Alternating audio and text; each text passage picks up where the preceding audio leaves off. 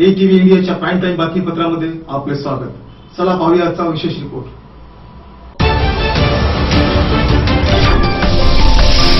Diamond king Nirav मोदींचा बंगला जमीनदोस्त, प्रशासनाची बेधडक कारवाई।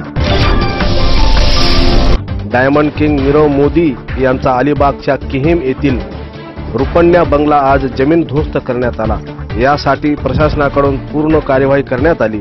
जिल्हा प्रशासनाचे अधिकारी, पोलीस, महसूल, बांधकाम अधिकारी, कर्मचारी यावेळी घटनास्थळी उपस्थित होते।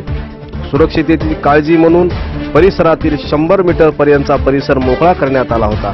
तसेच या परिसरात वाहनांनाही बंदी करण्यात आली होती। स्फोटक तज्ञांनी बंगल्यातील 30 पिलरला स्फोटने भरून वायरिंग केली।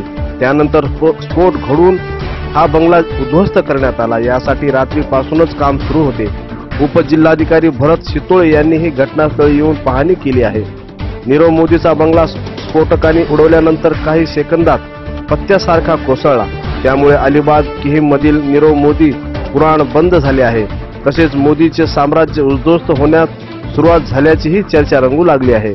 ATV इंडियासाठी धम्मशील सावंत, रायगड। डिमॉलिशन ऑर्डर केल्यानंतर 25 जानेवारीला डिमॉलिशन करायला आलो होतो आणि सुरुवातीला JCB पोकलेनच्या साहाय्याने डिमॉलिशन करण्याचा प्रयत्न केला, परंतु बंगल्याचं स्ट्रक्चर खूप हेवी असल्याने आम्हाला विद्यापीठच्या लोकांनी सल्ला दिला की तुम्ही कंट्रोल ब्लास्टिंग वापरा आणि त्यानंतर मग त्यातल्या सर्व वस्तू काढणे, जे पिलर्स सगळे जे कन्सील्ड होते ते सर्व पिलर्स एक्सपोज करणे आणि त्या पिलर्समध्ये मग जिलेटिन भरून 110 होल्स आम्ही घेतलेले आहेत।